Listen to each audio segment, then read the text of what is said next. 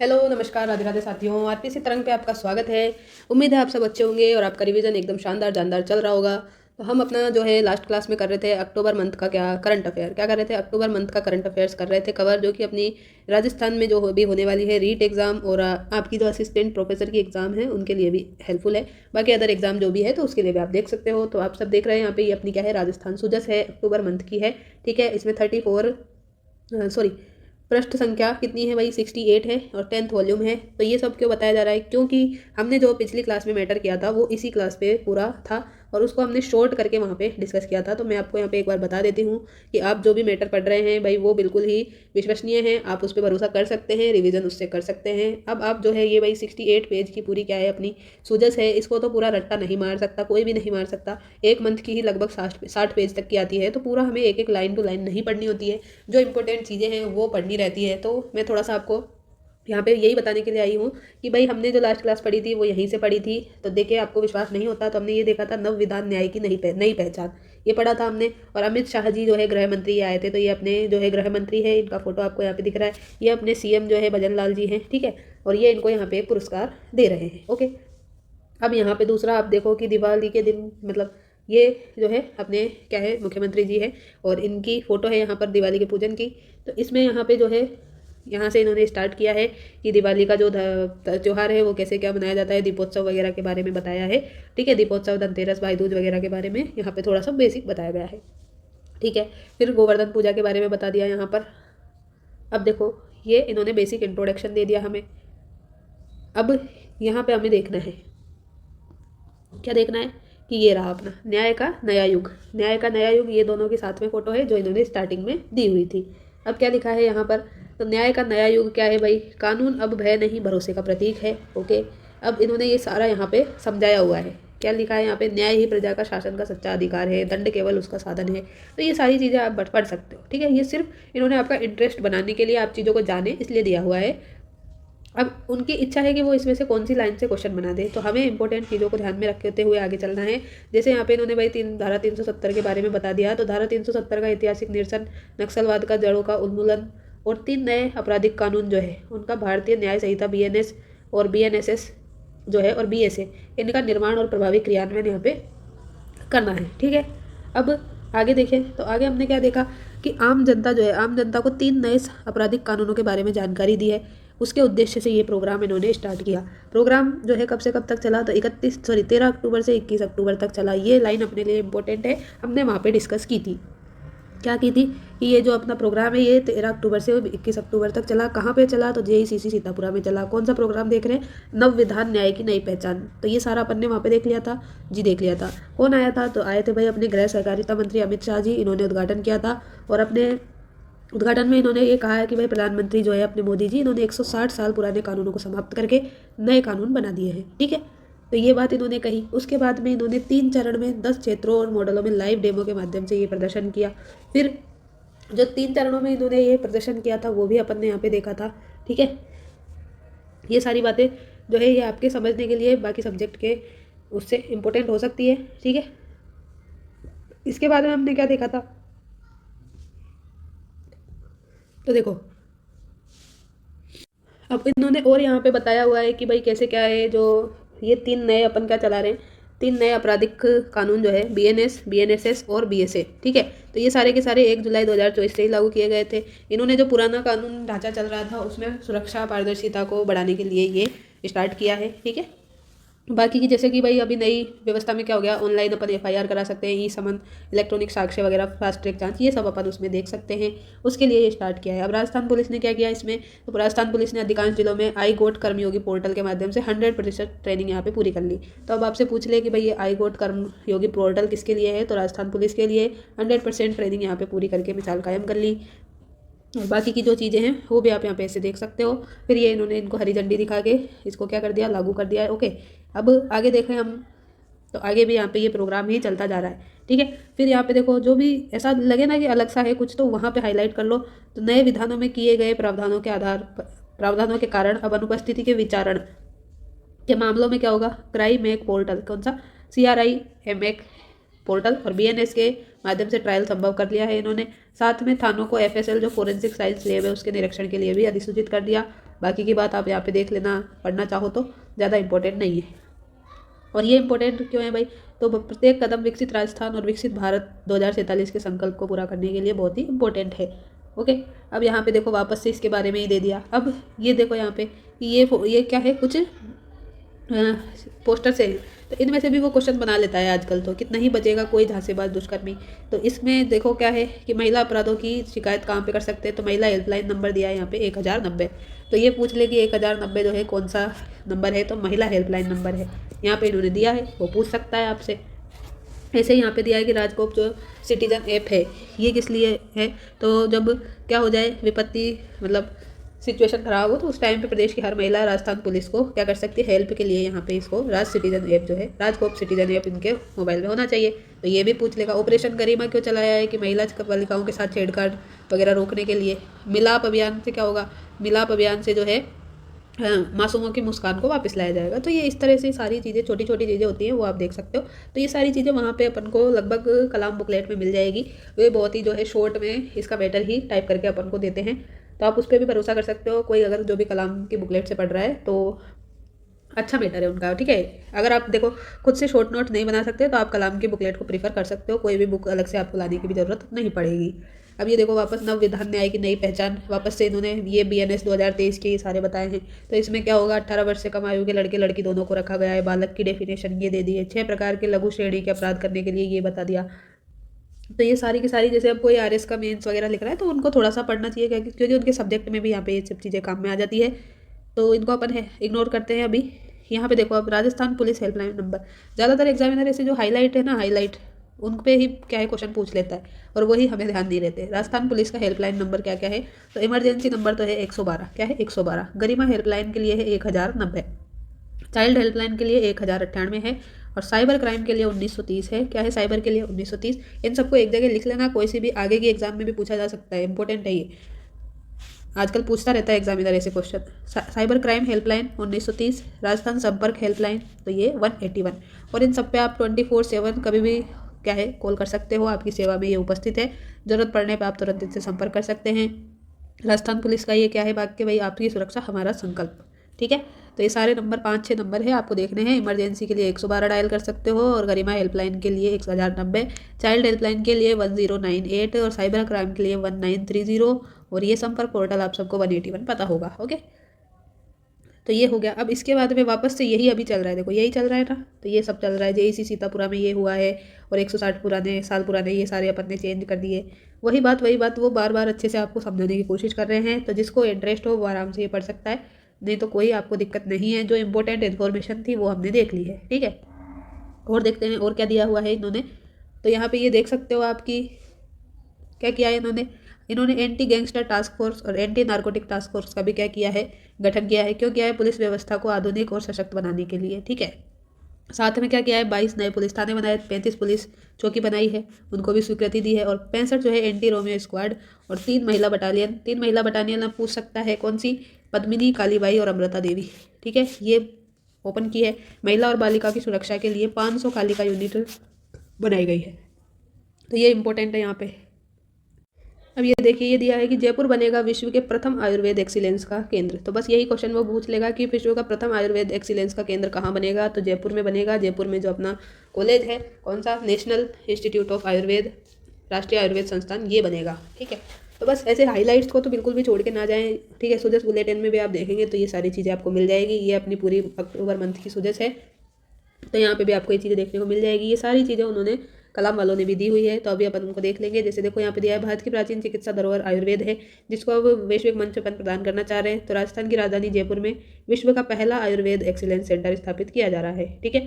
और ये पहल कौन कौन सेंटर और राजस्थान गवर्नमेंट दोनों मिलकर यहाँ पे चला रही है, ठीक है। इससे क्या होगा, जो पारंपरिक चिकित्सा की वैज्ञानिकता है उसको प्रामाणिकता मिल जाएगी, और जो मॉडर्न रिसर्च वगैरह है उनको भी सपोर्ट मिलेगा, ठीक है।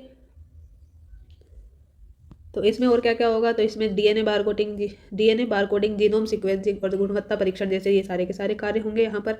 और इस पहल को आस्था आधारित चिकित्सा से प्रमाण आधारित चिकित्सा, आस्था आधारित चिकित्सा से किस में चेंज करेंगे, प्रमाण आधारित चिकित्सा में चेंज करने के लिए स्टार्ट किया जा रहा है। कितने करोड़ मिलेंगे, मतलब निवेश करेंगे, तो 9.32 करोड़ रुपए का निवेश यहाँ पे किया जा रहा है। पहले चरण में लगभग 80 जो है आयुर्वेदिक दवाइयों का टेस्ट करेंगे ये, और फिर मार्च 2026 तक पूर्ण रूप से क्या करेंगे, इसको लागू करने की कोशिश करेंगे। ठीक है, तो ये सारी चीज़ें यहाँ पे अपन को देखने को मिल जाएगी। और जयपुर का ये केंद्र क्या है, लोक हिताय लोक सुखाय भावना का प्रतीक बनेगा, जहाँ उद्देश्य केवल इलाज ही नहीं होगा, जीवन का संतुलन और दीर्घायु बनाए रखना भी होगा। ओके, तो ये सारी चीज़ें हैं जो अपन आगे भी देखेंगे। अब ये विकसित राजस्थान 2047 बहुत ज़्यादा क्या है, चर्चा में है अभी। जो अगर आप देखेंगे क्या, अक्टूबर माह का जो भी सुदर्शन बुलेटिन देखेंगे कहीं भी ऑफिशियल वेबसाइट, तो ये बहुत ही ज़्यादा चर्चा में है। और अभी हम इसको देखेंगे शॉर्ट में। तो ये राजस्थान ने जो विकसित राजस्थान 2047 का विजन डॉक्यूमेंट ये प्रस्तुत किया है, और इसमें क्या है कि जो अपने प्रधानमंत्री नरेंद्र मोदी जी है, इन्होंने भारत को 2047 तक एक विकसित राष्ट्र बनाने की परिकल्पना की है, जिसमें अपने जो क्या है मुख्यमंत्री जी है, इन्होंने भी क्या है विकसित राजस्थान 2047 का विजन डॉक्यूमेंट तैयार किया है।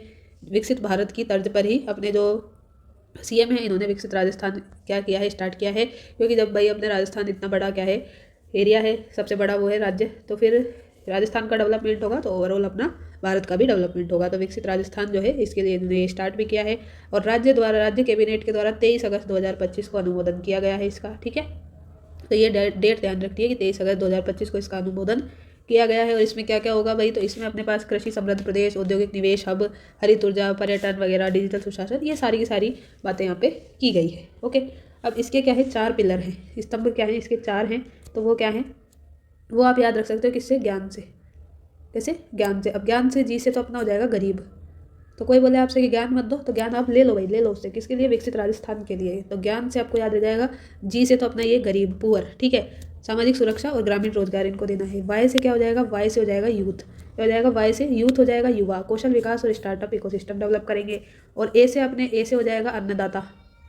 ऐसे अन्नदाता में अपने फार्मर आ गए, मार्केट लिंकेज और क्या है जलवायु स्मार्ट कृषि के लिए। और लास्ट में बचा एन, तो एन से हो जाएगी नारी।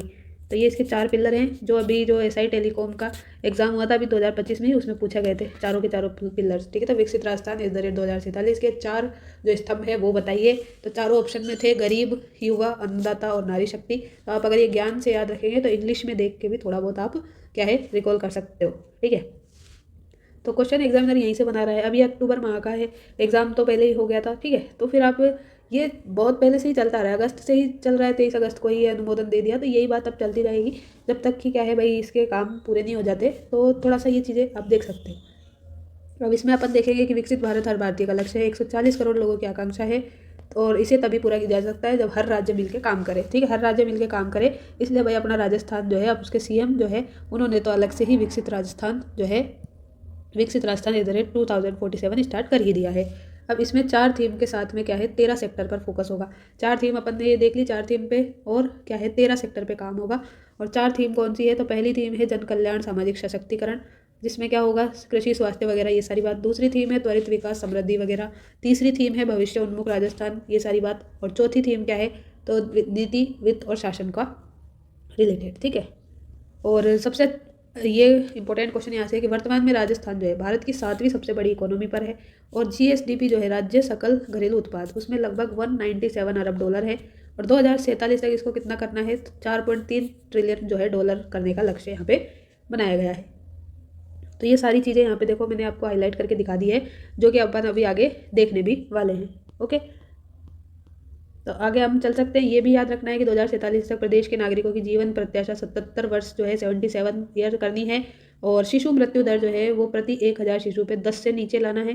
कितनी, 10 से नीचे लाना है। और शिक्षा प्रणाली को भी आधुनिक करते हुए 100% अपन को क्या करना है, नामांकन करना है स्कूलों में, विद्यालयों को कंप्यूटर युक्त स्मार्ट विद्यालय बनाना है। ओके, और ये सारी चीज़ें भी आप यहाँ पे देख सकते हो, इससे भी क्वेश्चन वो पूछा जा सकता है। 28-29 तक 350 बिलियन डॉलर, और 47 तक कितनी 4.3 ट्रिलियन की अपन को ये क्या करनी है, अर्थव्यवस्था का लक्ष्य रखना है।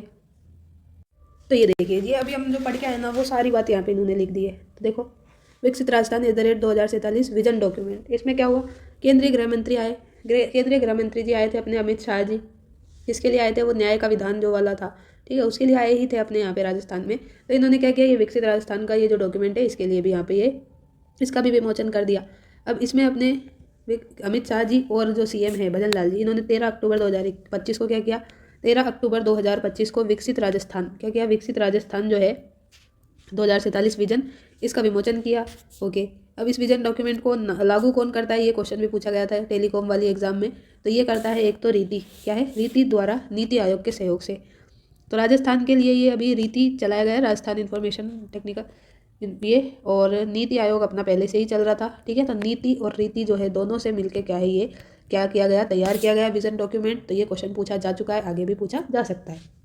फिर पूछा गया भाई राज्य मंत्रिमंडल ने जो कब अनुमोदित किया, तो ये 23 अगस्त 2025 को अनुमोदित किया। ये लाइन हम देख के आए हैं कि नहीं आए हैं, तो बिल्कुल देख के आए हैं।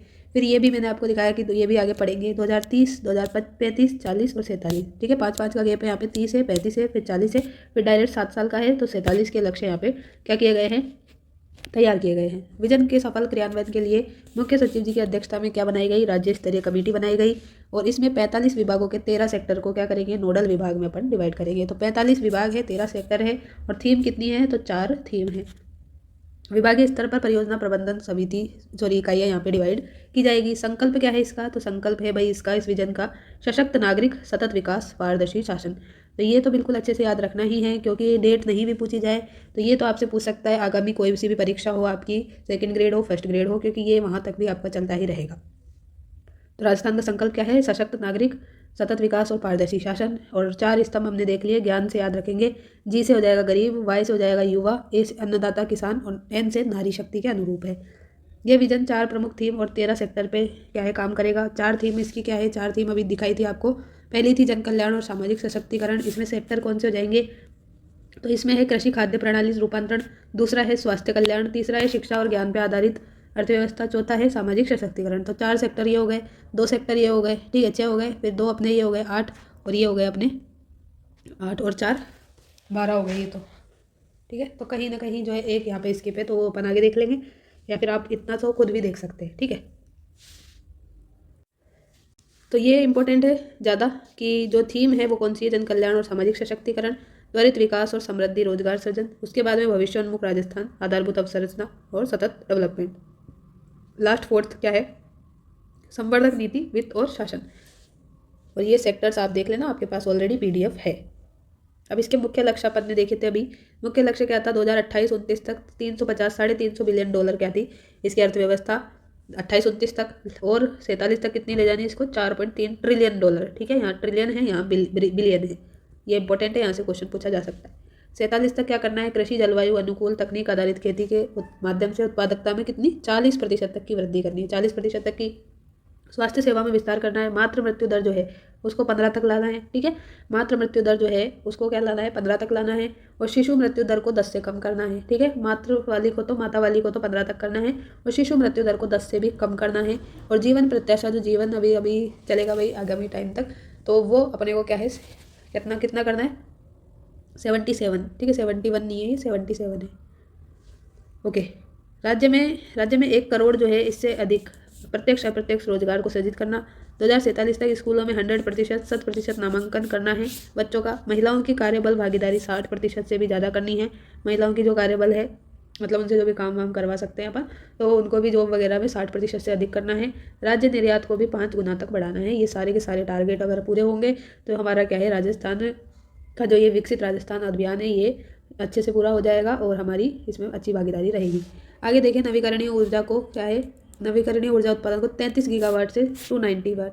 तो जब ऊर्जा अच्छी हो जाएगी और बाकी की जो स्कूल वगैरह सब में चीज़ें अच्छी होगी, तो ओवरऑल अपना डेवलपमेंट होगा, जिससे विकसित राजस्थान हो जाएगा। विकसित राजस्थान होगा तो विकसित भारत भी हो ही जाएगा। 24/7 क्या है, विद्युत आपूर्ति सुनिश्चित करना। कार्बन तटस्थ होना है, प्रत्येक नागरिक को स्वच्छ पेयजल मिले, इसकी उपलब्धता भी सुनिश्चित करानी है। विनिर्माण के GSVA में 20% की हिस्सेदारी अपनी होनी चाहिए।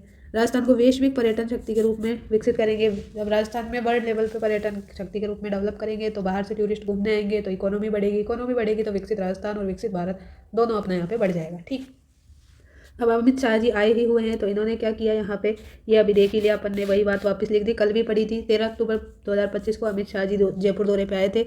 9300 करोड़ रुपए के विकास कार्यों का लोकार्पण और शिलान्यास किया। नव विधान न्याय की नई पहचान नामक प्रदर्शनी का उद्घाटन किया।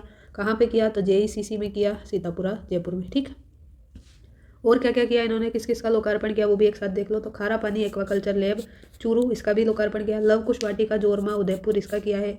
लघुवन उपज प्रशिक्षण केंद्र उदयपुर, और राजकीय जनजाति बालिका आश्रम छात्रावास बिलिया बड़गामा सागवाड़ा इसका, और बायोगैस जो प्लांट है गौशाला उदयपुर और पाली, इनका क्या है इन्होंने लोकार्पण किया है। साथ में अपन ने ये विकसित राजस्थान वाला देख ही लिया, तो विकसित राजस्थान @2047 का भी इन्होंने लोकार्पण किया है। फिर आगे देखें कि शिलान्यास कहाँ का किया, तो राजस्थान ग्रामीण जल प्रदाय और फ्लोरोसिस मिटिगेशन योजना का फेज 2 जो है नर्मदा नहर, इसका भी नर्मदा नहर प्रोजेक्ट इसका।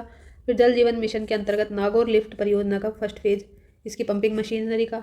जल जीवन मिशन में ही अपनी योजनाओं का फर्स्ट फेज, और सरदार शहर के 60 गाँवों के संवर्धन में पुनर्गठन के पैकेज 4 का चूरू बिसाऊ फीडर का भी उद्घाटन किया है, शिलान्यास किया है। ठीक है, इसके अलावा इन्होंने क्या किया, तो 40 लाख विद्यार्थियों को यूनिफॉर्म के लिए 240 करोड़ रुपए, और दुग्ध उत्पादन जो है उनके दूध सब्सिडी के लिए 364 करोड़ रुपए का ट्रांसफर कर दिया। क्या कर दिया, 40 लाख तो स्टूडेंट को यूनिफॉर्म के लिए 240 करोड़ रुपए बांट दिए, और जो दुग्ध उत्पादक है उनको सब्सिडी के लिए 364 करोड़ रुपए का ट्रांसफर कर दिया।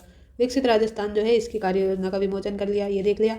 FSL के 56 वाहन, FSL मतलब फॉरेंसिक साइंस लैब है, इसके 56 वाहन और महिला सुरक्षा पेट्रोलिंग की लगभग 100 स्कूटी और बाइक का फ्लैग ऑफ भी इन्होंने किया है, ध्वजारोहण करके इनको आगे बढ़ाया। ठीक है, तो ये सारे के सारे काम इन्होंने किए हैं। फिर आगे देखें, रीको द्वारा ई बस निर्माण हेतु भूमि आवंटित की है, ये बहुत इंपॉर्टेंट है।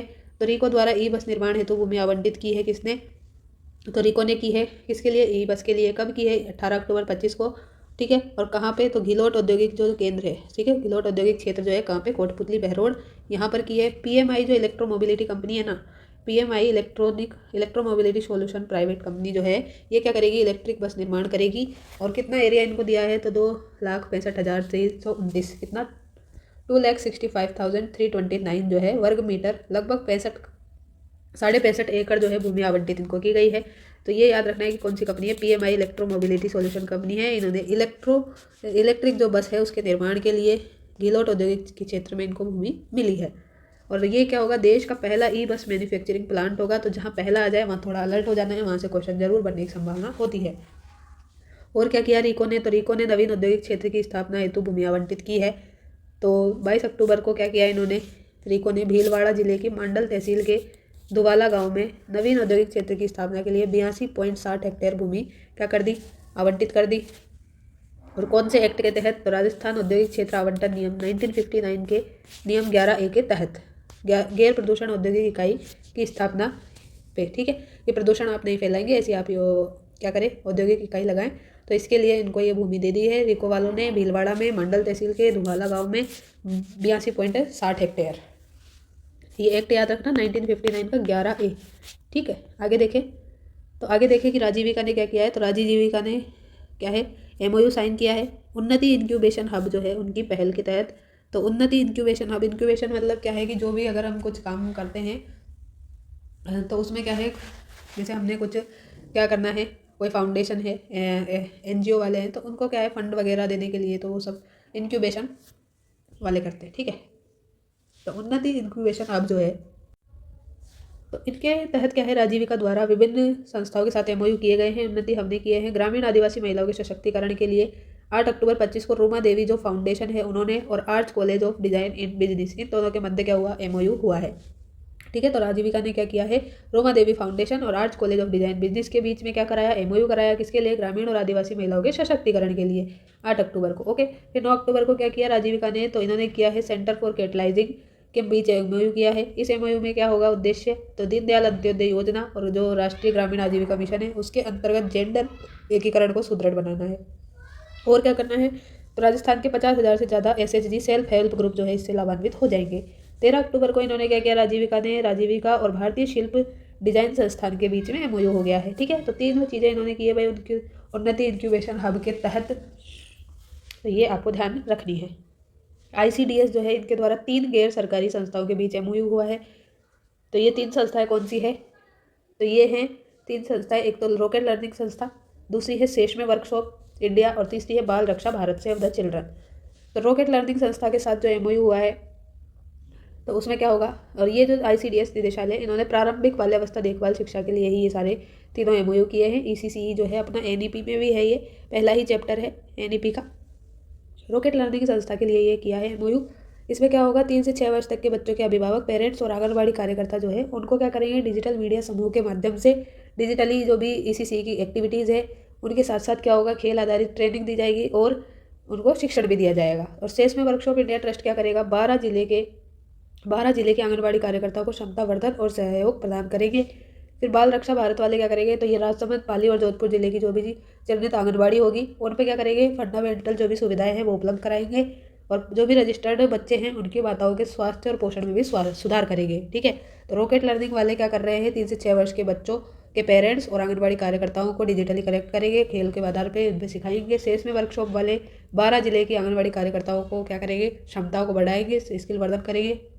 और तीसरी है बाल रक्षा भारत वाले, तो ये क्या करेंगे, राजसमंद, पाली और जोधपुर, 3 जिले याद रखने, राजसमंद, पाली, जोधपुर, इनके जो भी फंडामेंटल सुविधाएं हैं उनको बढ़ाएंगे। ठीक है, फिर देखते हैं आईआईटी जोधपुर ने क्या किया है। तो आईआईटी जोधपुर ने आइडिया फोर्स जो है इनके साथ में एमओयू किया है। तो आईआईटी जोधपुर ने आइडिया फोर्स जो है इनके साथ में क्या किया है, एमओयू किया है। किस लिए किया है, तो जो आइडिया फोर्स है ये कंपनी क्या करती है, मानव रहित क्या बनाती है, हवाई प्रणाली क्या बनाती है, मानव रहित ड्रोन जो है ये बनाती है। इसके लिए इन्होंने यहाँ पे आईआईटी जोधपुर के साथ क्या किया है, एमओयू किया है। और ये एमओयू 3 साल तक क्या रहेगा, वैलिड रहेगा। इसका उद्देश्य है मानव रहित जो भी हवाई विमान है उन पे क्या करना, रिसर्च करना, रक्षा, पर्यावरण और डीप टेक में क्या करना, रिसर्च और अनुसंधान करना। तो ये याद रखना है कि भाई आईआईटी जोधपुर ने किसके साथ एमओयू किया, तो आइडिया फोर्स के साथ में किया है, मानव रहित हवाई प्रणाली है, बस इतना याद रखना है, 3 साल तक वैलिड रहेगा। राजस्थान ऊँट जो है वध का प्रतिषेध और अस्थायी प्रव्रजन निर्यात के लिए 2015 एक्ट जो है उसको स्वीकृति कब दी है, तो अभी 7 अक्टूबर को दी है। किसने दी है, पशुपालन मंत्री है जोराराम कुमावत जी, इन्होंने दी है। ठीक है, तो इसमें क्या होगा कि अब से ऊँट की चराई, खेती, डेयरी और पशु मेलों में भाग लेने के लिए राज्य से बाहर ले जाने हेतु क्या होगा, संबंधित कलेक्टर और उपखंड अधिकारी और राज्य स्तरीय पशु मेलों के दौरान मेला प्रभारी अधिकारी परमिट की जरूरी आवश्यकता होगी। पहले ऐसे ही डायरेक्ट ही ले जाते थे, तो अभी क्या होगा कि अगर आप राज्य से बाहर किसी भी पशु मेले वगैरह में जा रहे हैं, डेयरी वगैरह में, तो फिर आपको कलेक्टर से, उपखंड अधिकारी से, एसडीएम से इनसे परमिशन लेनी होगी। राज्य स्तरीय पशु मेलों में अगर जा रहे हैं ऊँट को लेकर के, तो क्या होगा, मेला प्रभारी अधिकारी को विशेष परमिट जारी करने का अधिकार होगा। दूसरे राज्यों में निर्यात प्रयोजन के लिए ऊँट के अस्थायी प्रव्रजन पर सरकार से परमिशन लेनी होगी। और इस नियम का अगर उल्लंघन कर दिया, ऊँट का वध कर दिया और वध के प्रयोजन के लिए क्या कर लिया, ऊँट को राजस्थान से बाहर ही ले गए, तो फिर 5 साल की जेल हो सकती है और 20,000 रुपये का जुर्माना। ठीक है, तो 5 साल की जेल और 20,000 का जुर्माना, ये याद रखें अच्छे से। बाकी चीज़ें तो नॉर्मल है, आप आराम से कर लेंगे। आगे देखें राजस्थान दुकान और वाणिज्य संस्थान अध्यादेश, तो ये 27 अक्टूबर को अपने मुख्यमंत्री जी ने अनुमोदन किया। इसमें क्या होना चाहिए भाई, जो क्या है, प्रशिक्षु है, ठीक है, जो भी सीखने वाला है, तो उसकी उम्र क्या होनी चाहिए, मिनिमम 14 वर्ष होनी चाहिए। कितनी, 14 ईयर होनी चाहिए। ये नहीं कि आपने बिल्कुल ही छोटे बच्चे को दुकान पे काम करने के लिए लगा दिया, दुकान में, बिजनेस में, तो वो नहीं चलेगा। पहले ये 12 वर्ष था, अभी 14 वर्ष इसको अभी कर दिया है। ठीक है, तो मिनिमम एज 14 ईयर है। उसके बाद में रात के समय 14 से 18 वर्ष के जो है किशोर, वो किसी भी दुकान और वाणिज्यिक संस्था में कार्य नहीं कर सकते। रात में आप बच्चों से काम नहीं करवा सकते हैं। ठीक है, दिन में आप चाहे काम करवा लो उनसे। ठीक है, पहले ये एज थी 12 से 15, अभी इसको 14 से 18 वर्ष कर दिया गया है। ठीक है, क्योंकि आपकी देखो स्कूल जो है वो भी अभी एनईपी के अकॉर्डिंग 18 वर्ष में ही पूरी होती है, तो उसके अकॉर्डिंग आप इसको ध्यान रख सकते हो। 14 से 18 वर्ष के किशोरों को क्या है, किसी भी दुकान वाणिज्य संस्था में रात में काम करने की अनुमति नहीं होगी। मिनिमम एज है 14 ईयर। ठीक है, और श्रमिकों की दैनिक कार्य अवधि की अधिकतम सीमा कितनी होगी, तो ये होगी 10 घंटे। कितनी, 10 घंटे। अब आगे देखें कि अधिकतम जो सीमा है भाई, मैक्सिमम लिमिट तो ये है ओवर टाइम की 10 घंटे डेली, और पहले 9 घंटे थी, 1 घंटा बढ़ा दी। ओवर टाइम, सॉरी, ये तो डेली काम करने की। ओवर टाइम की जो सीमा है वो है 3 माह में 144 घंटे तक। ठीक, इससे ज़्यादा नहीं चलेगा। ओके, फिर देखो मुख्यमंत्री भजनलाल शर्मा ने ये अनुमोदन राजस्थान दुकान एवं वाणिज्य अधिनियम, वाणिज्य संस्थान एक्ट 1958 के संशोधन में किया है। और इसको अभी क्या कर दिया गया है, तो इसको अभी राजस्थान कारखाना संशोधन अधिनियम 2025 का अनुमोदन करके खतरनाक प्रकृति के कारखानों में महिलाओं के नियोजन को भी स्वीकृति प्रदान कर दी है।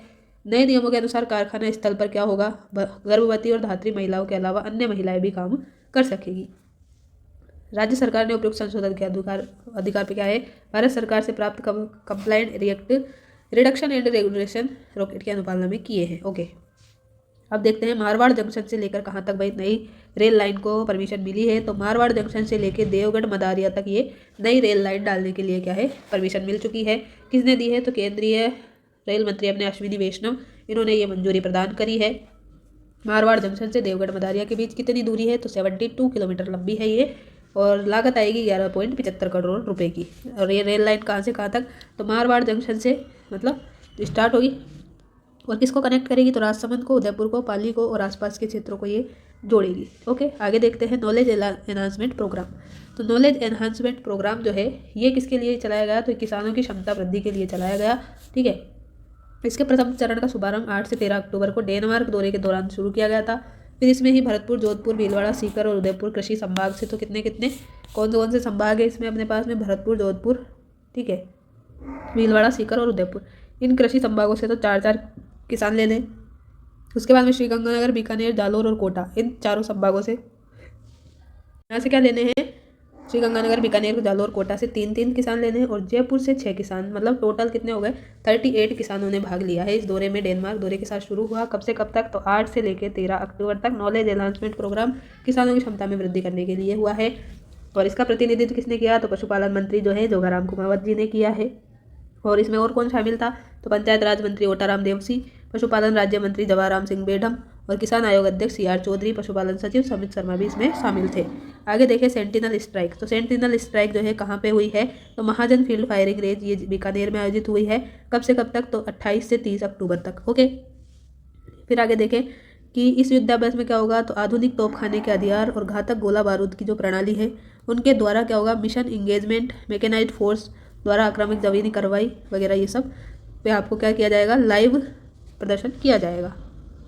तो इतना याद रखो कि सेंटिनल स्ट्राइक कहाँ हुई है, महाजन फील्ड फायरिंग रेंज बीकानेर में 28 से 30 अक्टूबर तक हुई है। फिर ऑपरेशन एंटीवायरस जो है, ऑपरेशन एंटीवायरस जो है कहाँ पे चलाया गया है, तो जयपुर रेंज में चलाया गया एक पायलट प्रोजेक्ट है, किसके द्वारा है, तो I4C के द्वारा, ठीक है, Indian cyber crime coordination centre के द्वारा ये चलाया गया है। और इसने क्या किया है, तो इन्होंने AI टेक्निक से लेस एक iCAD सॉफ्टवेयर को डेवलप किया है जो क्या करेगा, किसी भी एरिया में जो एक्टिव मोबाइल है, ठीक है, किसी भी एरिया में जो एक्टिव मोबाइल नंबर है और सोशल मीडिया एक्टिविटी का क्या करेगा, एनालिसिस, और उसमें कुछ भी अगर गलत एक्टिविटी, वायरस वगैरह, संदिग्ध पहचान उसकी कर लेगा। ठीक है, ऑपरेशन थार शक्ति 2025। तो थार शक्ति नाम से ही स्पष्ट है कि जैसलमेर जिले में क्या होगा, आयोजित होगा भारत पाक बॉर्डर पे और लोंगेवाला बॉर्डर पे भारतीय सेना की एलिट यूनिट, कौन सी यूनिट, एलिट यूनिट और भैरव कमांडोज और अश्विनी पल्टन सॉरी। तो लोंगेवाला बॉर्डर पे 3 यूनिट याद रखनी है, एलिट यूनिट, भैरव कमांडोज और अश्विनी पल्टन द्वारा जो है ये युद्धाभ्यास किया गया था। उद्देश्य क्या था, भविष्य के युद्धों में आधुनिक टेक्निक और AI का प्रयोग करना।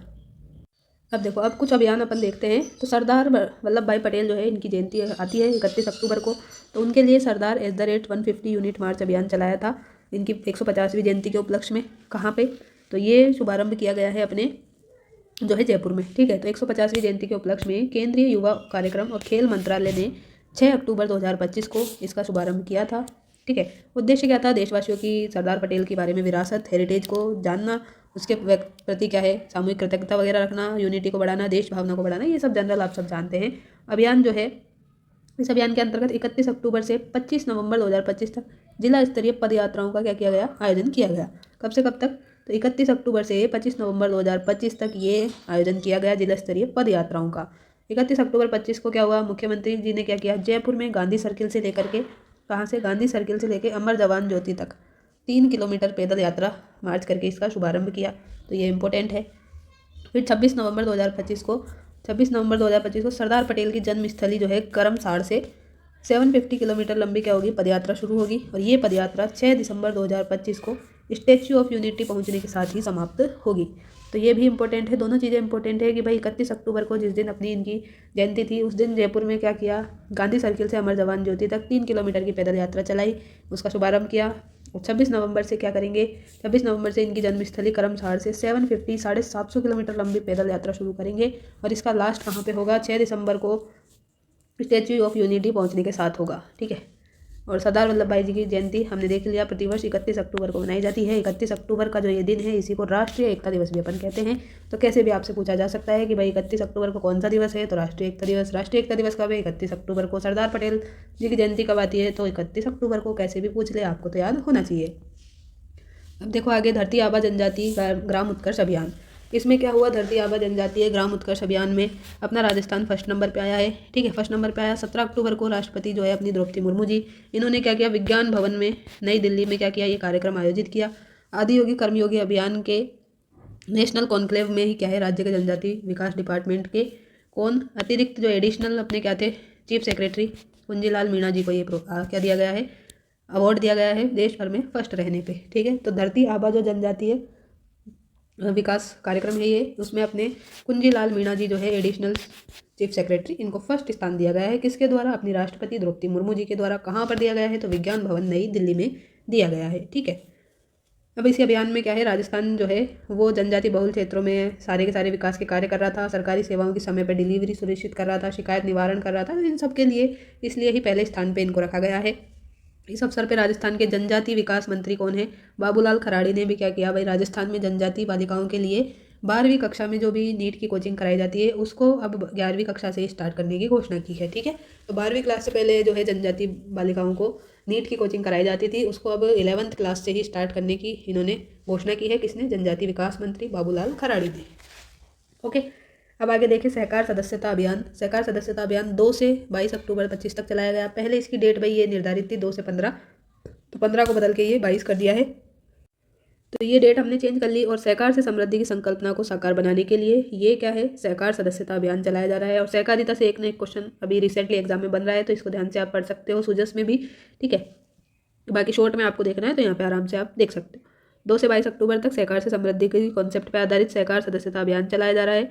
इसके अंतर्गत जो भी सहकारी समिति है उनके 8.90 लाख से ज़्यादा सदस्य बनाए गए, जो कि टारगेट कितने का था भाई? टारगेट तो अपना 7.34 लाख का ही था, लेकिन हमने तो 8.90 लाख से ज़्यादा सदस्य इसमें जोड़ दिए हैं और हमने लगभग 21.25% अधिक यहाँ पे काम कर दिया है। सबसे ज़्यादा सदस्य हमने जयपुर संभाग में जोड़े हैं। ठीक, और इस अभियान के अंतर्गत 8500 पैक्स के स्तर शिविरों का आयोजन किया गया। कितने? 8500 पैक्स के स्तर पर शिविरों का आयोजन किया गया। फिर देखते हैं आगे कंज्यूमर केयर अभियान। कंज्यूमर केयर अभियान जो है ये अभी उपभोक्ता मामलों विभाग राजस्थान सरकार के द्वारा चलाया गया था। दीपावली के टाइम पर 13 से 19 अक्टूबर को कंज्यूमर केयर अभियान चलाया गया। तो इसकी डेट पूछी जा सकती है। ठीक है, इसकी डेट पूछी जा सकती है, सहकार सदस्यता वाले की पूछी जा सकती है। तो कुछ डेट हैं जो पूछी जा सकती है, कुछ की थीम पूछी जा सकती है, तो वो आप देख सकते हो। ठीक है, तो इसमें क्या था भाई, उद्देश्य आप सबको पता है कि कुछ व्यापारी वगैरह क्या करते हैं कि सही से नहीं तोलते हैं, कम चीज़ें आपके तोल देते हैं, बेईमानी करते हैं। तो उसके लिए यहाँ पे व्यापारियों को उपभोक्ता के व्यापक हित में सही माप तोल करने के लिए प्रेरित करने, साथ ही उपभोक्ता को उनके मूल अधिकार के बारे में जागरूक करने के लिए, उनके संरक्षण के लिए कंज्यूमर केयर अभियान चलाया गया दीपावली के टाइम पर 13 से 19 अक्टूबर 2025 तक। और ये गिव अप अभियान पहले भी चल रहा था भाई। और अभी देखो खाद्य और नागरिक आपूर्ति विभाग ने क्या किया, जो भी ये गिव अप अभियान चल रहा था 1 नवंबर 2024 को ही शुरू कर दिया गया था और इसकी अंतिम तिथि 31 अक्टूबर 2025 से बढ़ाकर कितनी कर दी? ये अब अभी अक्टूबर 25 थी, लेकिन फिर भी इन्होंने और 2 महीने बढ़ा दी कि 31 दिसंबर तक कर देते हैं कि कोई वापस से भाई अभी भी जाग जाए और अपना क्या है वापस ले ले स्वेच्छा से ही सब्सिडी, मतलब जो भी है। तो इसका उद्देश्य यही है कि आर्थिक रूप से जो भी सक्षम लोग हैं वो ज़बरदस्ती क्या है उसमें जुड़े हुए हैं, तो उनको क्या करना है, स्वेच्छा से जो भी खाद्य सब्सिडी छोड़ने के लिए प्रेरित करना है। ठीक है, 31 अक्टूबर 25 तक कुल 42.62 लाख जो है लोगों ने, 42.5 लाख मान सकते हो, इन्होंने क्या है अपनी इच्छा से खाद्य सुरक्षा छोड़ दी है। और कुल 70 लाख से अधिक वंचित लोगों को यहाँ पे जोड़ा जा चुका है। ठीक है, 42.5 लाखों ने यहाँ पे छोड़ी है और 70 लाख से ज़्यादा को अपन ने यहाँ पे जो भी वंचित थे उनको यहाँ पे जोड़ भी दिया है। आगे देखें तो आगे है अब अपने पास 31 दिसंबर 25 तक स्वेच्छा से गिवअप नहीं जो भी करेगा उनको क्या करेगा, अपात्र लाभार्थियों को 1 जनवरी 26 से 30.5, ठीक है, 30.57 रुपये प्रति किलोग्राम गेहूं की रेट से वसूली उनसे की जाएगी। तो अभी भी समय है, जिसने नहीं छोड़ा है वो छोड़ दें, तो ये आपसे कहा जा रहा है यहाँ पे।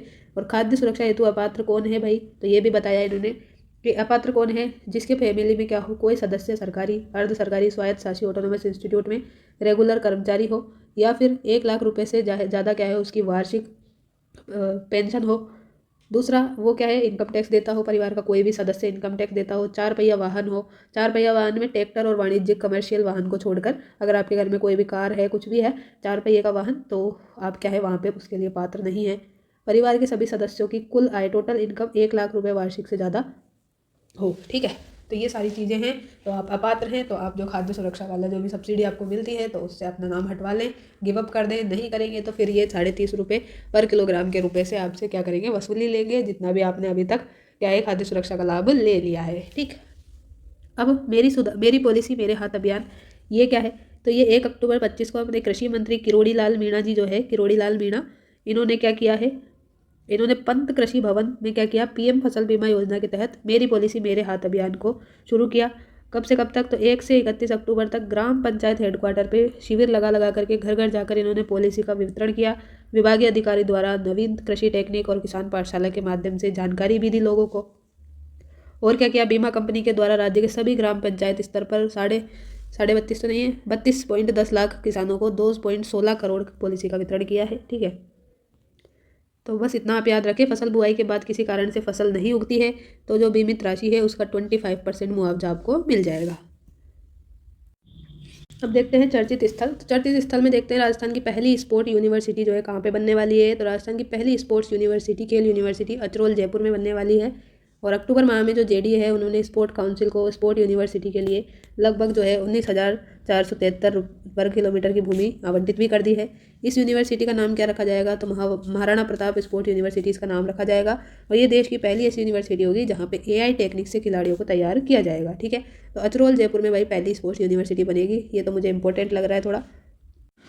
तो आगे देखते हैं साथियों, ये फ्लैटेड फैक्ट्री कॉम्प्लेक्स जो है ये प्लग एंड प्ले मॉडल पे औद्योगिक क्षेत्र जो है अपना इंडस्ट्रियल एरिया सीतापुरा जयपुर में रीको की हेल्प से इसका निर्माण किया जा रहा है। ये रीको की क्या है, पहली परियोजना है जिसमें क्या होगा, जो भी उद्यमी हैं उनको लाइसेंस फीस पे मॉड्यूल्स का क्या दिया जाएगा, ऑनलाइन वितरण किया जाएगा। और फिर उनकी क्या की जाएगी, उनकी जो भी यूनिट है उसको स्थापित करने के लिए रेडी टू मूव मॉड्यूल बनाएंगे। लागत इसकी 25 करोड़ रुपये है और 10.23 करोड़ रुपये का अनुदान MSC CDP योजना के तहत इंडियन गवर्नमेंट इनको दे देगी। और जो भी सूक्ष्म उद्यमी है, ठीक है, उनको 18 रुपये प्रति वर्ग फीट की लाइसेंस फीस के आधार पे ये ई बिडिंग हो जाएगी और 1 से 7 साल की अवधि के लिए आवंटित किया जाएगा। और इसमें टोटल 33 मॉड्यूल हैं। 30 मॉड्यूल लाइसेंस के बेस पे है और 30 मॉड्यूल लाइसेंस के आधार पे गारमेंट एंड एपरल उद्यमियों को मिलेंगे। आगे देखते हैं, कोलाड़ा और रामसिंहपुरा जो है सवाई माधोपुर में सौर ऊर्जा प्लांट को क्या किया गया है, स्थापित किया है। सवाई माधोपुर के जो कोलाड़ा है वहाँ पर तो 1.82 मेगावाट का और रामसिंहपुरा जो है वहाँ पे 1.12 मेगावाट का जो प्रधानमंत्री कुसुम योजना के तहत ये 2.94 मेगावाट के सोलर प्लांट क्या किए गए हैं, एस्टेब्लिश। कोलाड़ा जो सोलर प्लांट है वो राज्य का 956वां जो है वो सोलर प्लांट होगा। और PM कुसुम योजना जो है उसका कंपोनेंट A और कंपोनेंट C के तहत क्या होगा, तो इसके तहत क्या होने वाला है, अक्टूबर 25 तक 2000 मेगावाट से ज़्यादा के जो है सोलर प्लांट यहाँ पे डेवलप किए जा चुके हैं PM कुसुम योजना के तहत। तो ये आंकड़ा आगे भी बदल सकता है, तो इसको आप अभी स्किप चाहें तो कर सकते हैं। लेकिन ये याद रखें कि भाई कोलाड़ा कहाँ पर है, रामसिंहपुरा कहाँ पे है, तो सवाई माधोपुर डिस्ट्रिक्ट में है। यहाँ पे 2 सोलर प्लांट लगाए गए हैं, कोलाड़ा में 1.82 का और रामसिंहपुरा में 1.12 मेगावाट का। टोटल अगर करते हैं तो 2.94 मेगावाट के ये सोलर प्लांट है और 956वां नंबर का है कोलाड़ा वाला। ठीक है, IIT जोधपुर की वापस बात करें, IIT जोधपुर में क्या हुआ है वापस से, तो इन्होंने अंतरिक्ष से रॉकेट को सुरक्षित वापस लाने की भी क्या कर दी, टेक्निक डेवलप कर दी। अभी इन्होंने क्या किया था, जो अपनी कंपनी थी उसके साथ में क्या किया था, MOU किया था। ठीक है, कौन सी कंपनी थी, आइडिया फोर्ज कंपनी थी, मानव रहित जो है अंतरिक्ष प्रणाली के लिए काम करना चाह रही थी, रिसर्च वगैरह। तो उसके साथ में आइडिया फोर्ज के साथ में इन्होंने MOU किया और इन्होंने IIT जोधपुर ने भाई अंतरिक्ष से रॉकेट को वापस सुरक्षित ढंग से वापस लाने की टेक्निक भी डेवलप कर दी। इसके लिए मैकेनिकल इंजीनियरिंग डिपार्टमेंट के जो एसोसिएट प्रोफेसर है डॉक्टर अरुण कुमार को, इनके नेतृत्व में भाई हाइपरसोनिक प्रोपल्शन जो स्कीम है उससे स्क्रैम जेट इंजन का क्या किया गया, डेवलपमेंट किया गया। और ये जो प्रोजेक्ट है ये DRDO और ARDB के सहयोग से चल रहा है। IIT जोधपुर ने सौर ऊर्जा जो आधारित संयुक्त जल शुद्धिकरण और शीतनल टेक्निक जो है वो विकसित की है। क्या किया है इसके अलावा IIT जोधपुर ने भाई, तो सौर ऊर्जा आधारित जल शुद्धिकरण करना है और शीतलन प्रणाली को भी डेवलप करना है और धमाकों से पैदा होने वाले जो शॉक वेव है उससे बचाव के लिए भी तकनीक विकसित करनी है। तो अगर आपको देखो कुछ भी याद नहीं है ना और ऐसा कुछ पूछ ले कि किसके साथ MOU हुआ है, तो आप जो है थोड़ा सा तुक्का मार सकते हैं कि IIT जोधपुर, क्योंकि IIT जोधपुर अभी बहुत सारे काम कर रहा है, MOU वगैरह कर रहा है, तो बहुत अच्छा काम कर रही है। और अपने ज़्यादातर क्वेश्चन जो भाई राजस्थान करंट अफेयर से पूछा जाता है, तो IIT जोधपुर से रिलेटेड चीज़ें आपको ध्यान होनी चाहिए। नहीं ध्यान है तो थोड़ा सा रिस्क लेके आप लगा सकते हैं। ठीक है, अब अगर हम पुरस्कार सम्मान से रिलेटेड बात करें तो डॉक्टर अरुण चतुर्वेदी को राजस्थान रत्न अवार्ड 2025 दिया गया है। अरुण चतुर्वेदी कौन है, तो ये है भाई राजस्थान राज्य वित्त आयोग जो अभी 7वां चल रहा है, इसके अध्यक्ष हैं। इनको समाज सेवा, लोक कल्याण और राजस्थान के समग्र विकास के योगदान के लिए क्या दिया गया है, राजस्थान रत्न अवार्ड 2025। कहाँ हुआ ये आयोजन, तो दुबई में हुआ था। ठीक है, और इस पुरस्कार में इन्होंने जो ये है Rajasthan business and professional Dubai group और राजस्थान फाउंडेशन दुबई चैप्टर के द्वारा ये दिवाली उत्सव 2025 के दौरान इनको ये पुरस्कार दिया गया था। ठीक है, राजस्थान रत्न 2025 अवार्ड डॉक्टर अरुण चतुर्वेदी 7वें वित्त आयोग के क्या थे अध्यक्ष, इनको दिया गया है।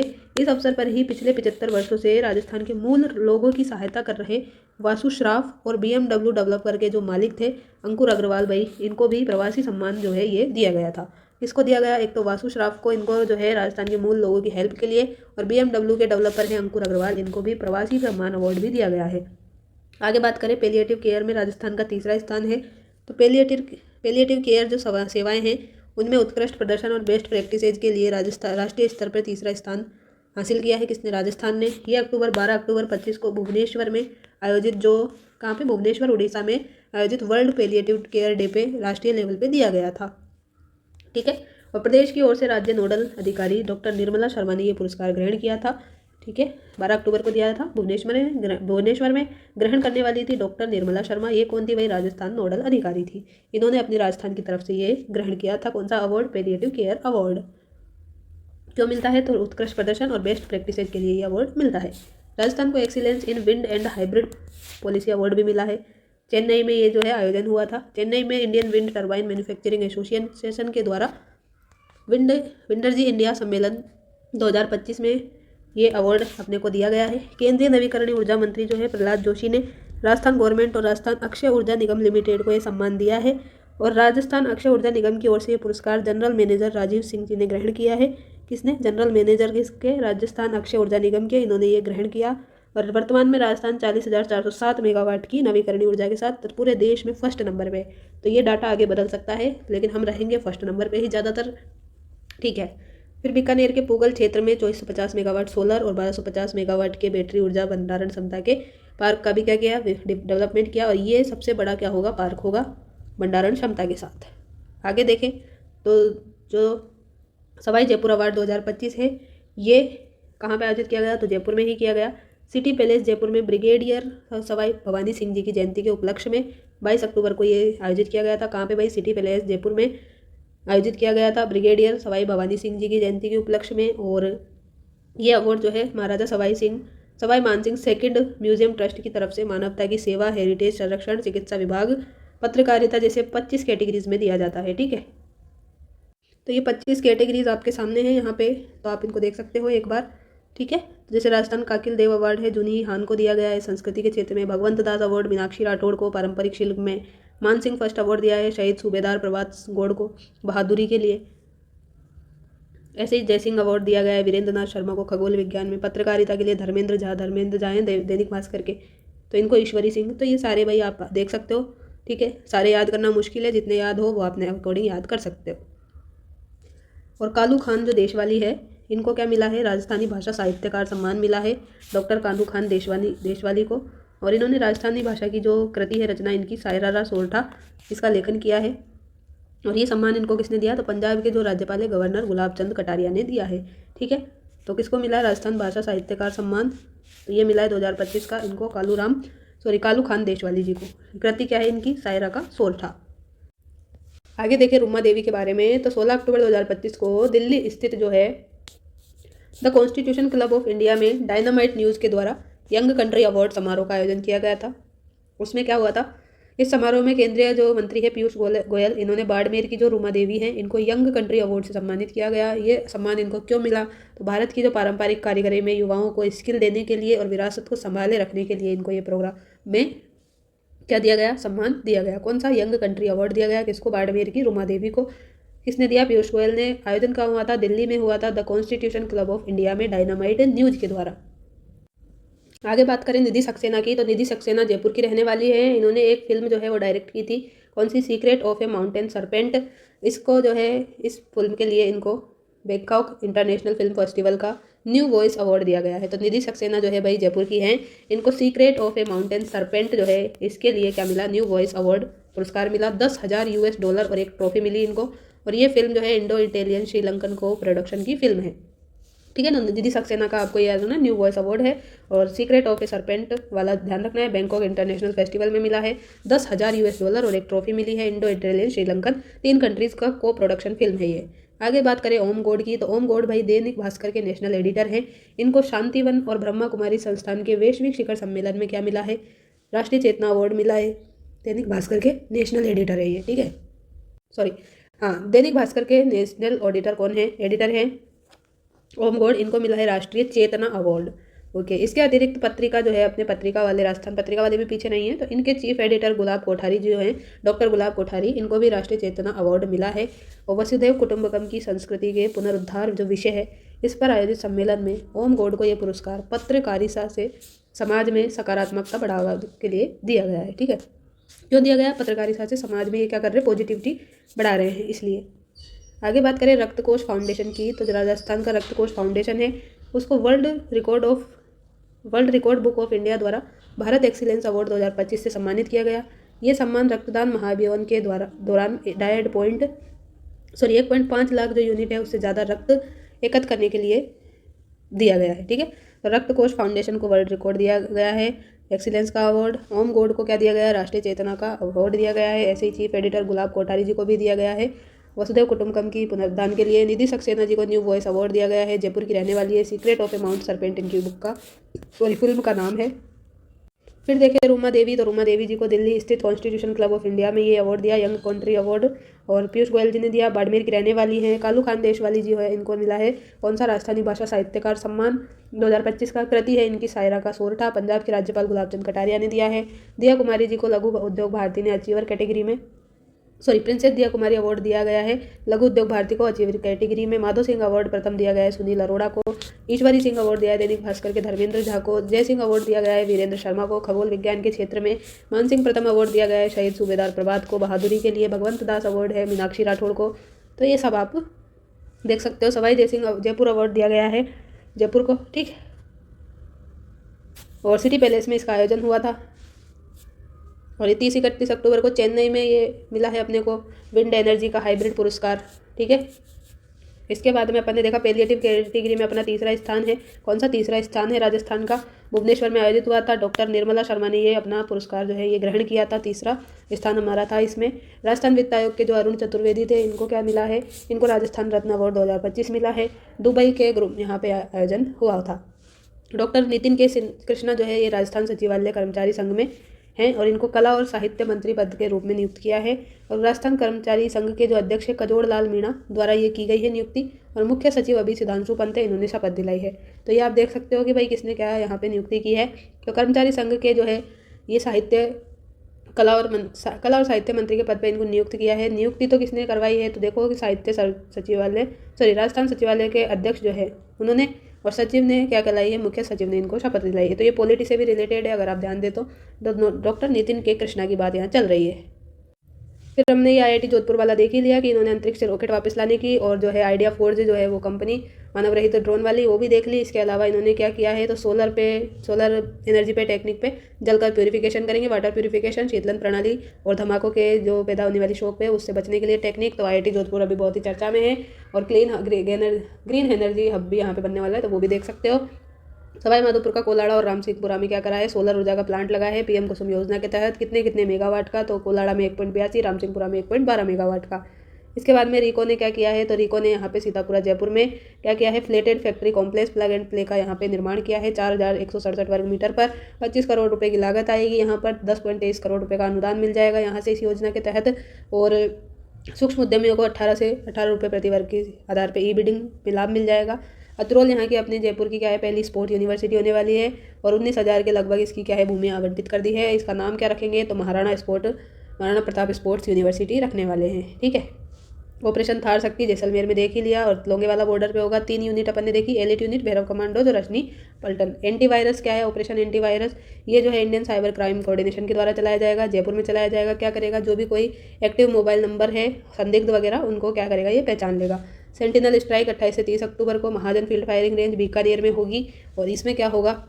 तो जो भी घातक गोला बारूद वगैरह टेक्निक है उन सबका साथ में यहाँ पे लाइव फायरिंग के साथ प्रदर्शन किया जाएगा। नॉलेज एनहांसमेंट प्रोग्राम जो है इसका शुभारंभ प्रथम चरण में अभी 8 से 13 अक्टूबर डेनमार्क दौरे के साथ किया गया, किसानों की क्षमता को वृद्धि करने के लिए। और ये सारे आप देख लेना। ठीक है, फिर मारवाड़ जंक्शन से देवरिया मदारिया तक रेल लाइन की स्वीकृति दी है अपन ने, 72 किलोमीटर लंबी है। तो ये जो हाईलाइट किए हुए ना, ये तो आपको देखना ही है।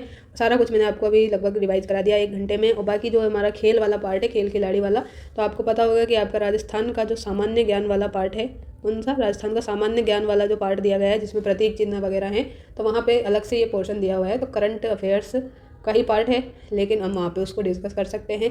तो बाकी 1-2 महीने का जो भी खेल खिलाड़ी होंगे तो वो अपन लास्ट में देख लेंगे, क्योंकि खेल खिलाड़ी ज़्यादा अपन को याद भी नहीं रहते हैं, किसने कौन सा अवार्ड जीता, कितने वर्ग की कैटेगरी में जीता है। फिर भी हम कोशिश करेंगे उनको आसान बनाने की। तो अभी तक आप यही देखें और इस क्लास को 2x पे भी एक बार देख लें। और ये PDF तो आपको पहले ही ऑलरेडी ही मिल चुकी है, तो उसको आप प्रिंट निकलवा लें, बार बार जब भी टाइम मिले तो उसको रिकॉल करते रहें। लास्ट जो है आप कब से कब तक का करंट अफेयर देखें, तो आपकी एग्ज़ाम देखो जनवरी में है, तो मेरा तो यही सजेशन है कि आप कम से कम जो है अक्टूबर नवंबर, ठीक है, अक्टूबर नवंबर तक का तो करंट अफेयर देखें ही। और मेरा ये है कि जुलाई से लेके और आप नवंबर तक का, जुलाई से नवंबर तक करंट अफेयर जो है उस पर ज़्यादा ध्यान दें तो अच्छा होगा। बाकी आप जो है स्टैटिक पार्ट को करंट अफेयर्स के चक्कर में पीछे ना छोड़े, क्योंकि ज़्यादा स्कोरिंग सब्जेक्ट वो है, ठीक है। करंट अफेयर्स का तो ऐसा है कि अथाह है, जब भी आपको टाइम मिले तो आप ये देख सकते हो क्लास। बाकी चीज़ें पढ़ते पढ़ते अगर परेशान हो गए हैं तो फिर थोड़ा सा डाइवर्ट करने के लिए अपने राजस्थान में भाई क्या चल रहा है उसी हिसाब से, उस पर्सपेक्टिव से आप ये क्लास देख सकते हो, तो आपका क्वेश्चन सही हो जाएगा। ज़्यादा लोड लेके और दिमाग को ख़राब करके पढ़ोगे तो फिर कुछ भी नहीं होगा। इसलिए थोड़ा सा रिलैक्स होके और अच्छे माइंडसेट के साथ पढ़ने बैठें। और क्लास अच्छी लगी है तो अपने दोस्तों के साथ शेयर करें और ज़्यादा से ज़्यादा लाइक करें। और वीडियो के नीचे आपको एक हाइप का बटन भी मिलता है, तो हाइप का बटन भी जो है आप प्रेस करें ताकि क्लास जो है और बच्चों तक भी पहुँचे। तो मिलते हैं नेक्स्ट क्लास में, तब तक के लिए thank you, take care, bye bye.